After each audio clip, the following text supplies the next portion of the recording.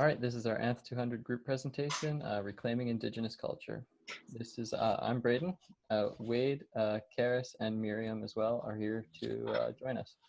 All right, introduction. The article that our group decided to analyze is titled A New Generation is Reviving Indigenous Tattooing, and it is written by Joshua Rathburn. The article discusses cultural meaning behind these Indigenous tattoos and traverses the history behind these Arctic and Northwest Coast tattooing practices. The author focuses on a few different individuals within the Inupiat community, as well as others involved with this topic.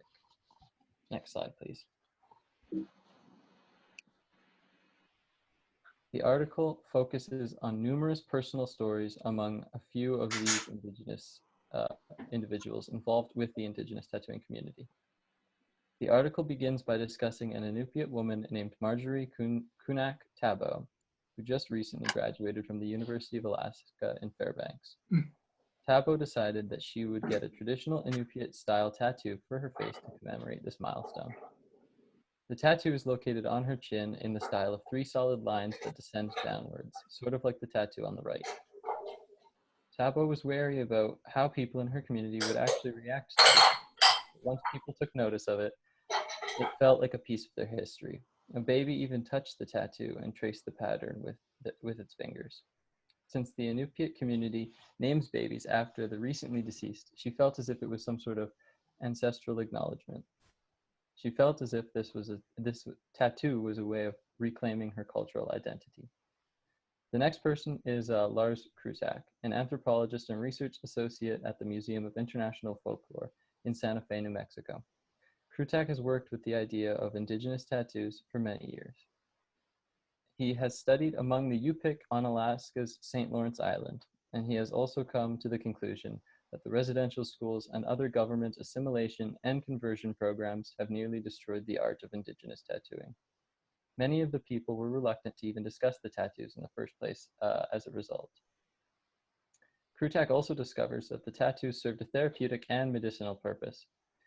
Many of the puncture points of the needles coincided with acupuncture placements that we use today.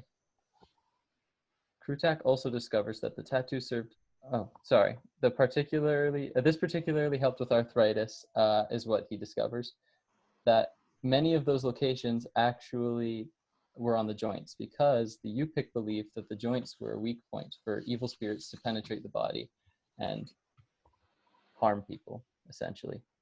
In addition, the ink would have been infused with charcoal in some cases, which is still used today to leach the body of toxins. The third and final person is a tattoo artist from the Tlingit community in Southeast Alaska and Northwest BC that goes by the one name Nahan.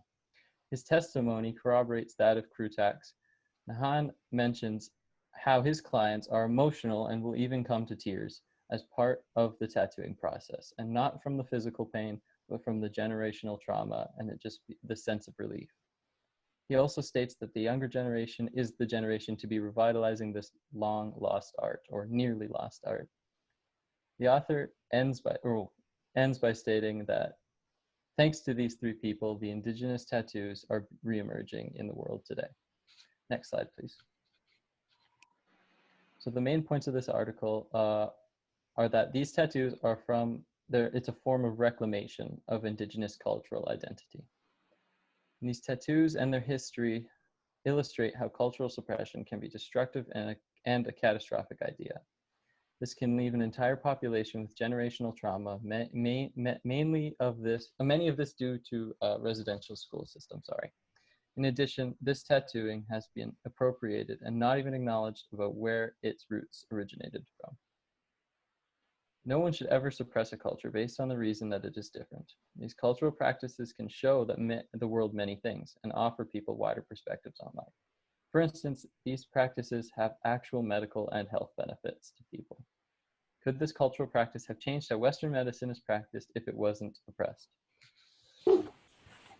So now we move on to our scientific publications. Mine is by a man called Brian Barth from National Geographic, called Revealing New Pictures, Shine a New Light on Inuit Culture. And the article goes to state that residential schools across Canada and boarding schools for Indigenous peoples in America violently erased a variety of Indigenous cultures, languages, and beliefs. Many Inuit and Indigenous youth have grown up not knowing their nation's history, language, culture, or way of life because of settler colonialism.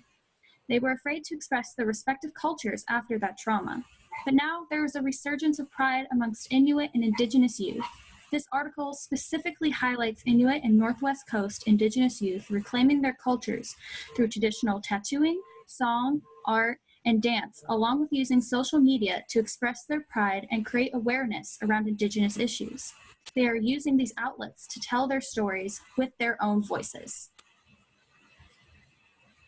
My article was by Lars Krutak, and it studies Indigenous tattooing traditions across North America. Different forms of tattoo traditions occur all across North America and have been recorded and documented by many European settlers and anthropologists. In the northern United States and southern Canada, as well as the north, these tattoos often symbolized a person's accomplishments in war, what injuries they may have sustained, if they had children, and the animals with which a tribe or individual was associated.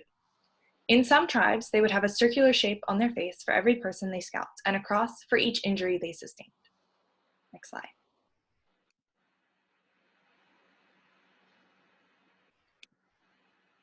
I don't know why it's not going again.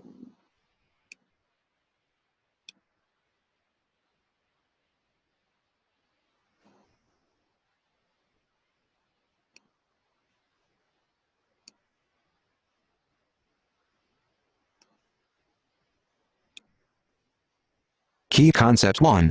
Indigenous Media. Media is a technology that connects multiple people remotely to shared content. There is no universal way to consume media.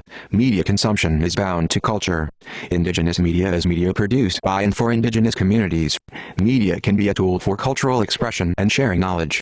A debate among media anthropologists considers the question, do Western inventions endanger or replace Indigenous forms of storytelling, or do they empower new forms of cultural creativity and experimentation?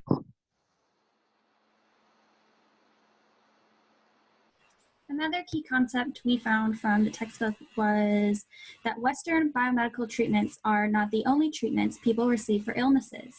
For the Inupiat, tattooing is seen as a way of healing and medicinal treatment. It is also used to show milestones and keep away evil spirits. In the cultures around the world, they too practice differentiating ethno-etiologies to help aid the ill. We must not view these different ethno-etiologies as something wrong, based on the fact that it does not match with Western biomedical treatments and research. In fact, the placebo effect for some of these different personalistic and naturalistic ethno-etiologies actually help the body heal faster.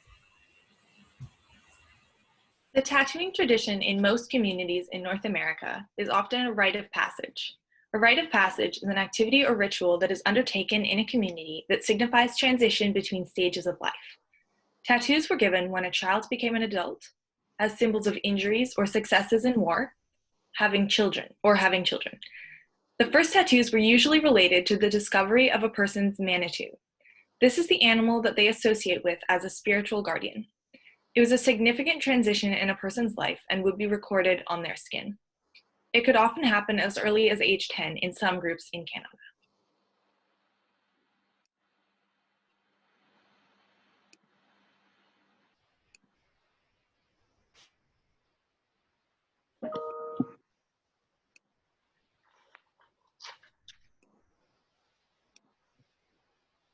Key Concept Discussion Questions 1. How can we create more opportunities for non-Indigenous Canadians to learn more about Indigenous cultures and play a role in helping these communities reclaim their cultural activities such as traditional tattoos? Can anthropologists help research these Indigenous traditions, or does it make more sense for the Indigenous communities to have full control over how they want to involve non-Indigenous Canadians? 2. Our article talked about using social media to play a role in promoting these cultural activities that are being revived to spread awareness and interest. So what are the consequences of using social media, which is a technology created by our modern culture? And do you think it is a positive idea to use modern tools to promote the learning and reclaiming of traditional cultural activities?